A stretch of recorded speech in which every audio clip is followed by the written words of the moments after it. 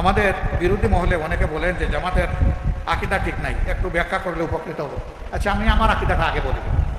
আমার আকীদা হচ্ছে আমার আল্লাহ ওয়াহেদ, তার সমস্ত জাত এবং সিফাতের দিক থেকে তার কোনো শরীক নেই, তিনি লা শরীক। আমার আকীদা হচ্ছে আমার আল্লাহ তাআলার পক্ষ থেকে মানব সৃষ্টির ইতিহাসের সূচনায় আল্লাহ কিছু বান্দাকে নির্বাচিত করেছেন তার নবী এবং পয়গম্বর হিসেবে। প্রথম নবী হচ্ছেন হযরত আদম আলাইহিস সালাম, শেষ নবী হচ্ছেন মুহাম্মদুর রাসূলুল্লাহ সাল্লাল্লাহু আলাইহি ওয়াসাল্লাম। তারা সকলেই ছিলেন মানবতার উস্তাদ।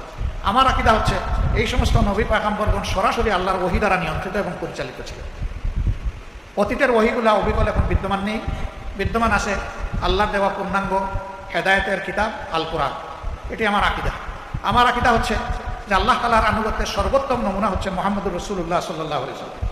আমার আকীদা হচ্ছে মহান আল্লাহ তাআলা এবং তার হাবিবের আনুগত্যের সর্বোত্তম নমুনা হচ্ছেন সাহাবায়ে কেরাম রিদওয়ানুল্লাহি তাআলা আলাইহিম আজমাইন।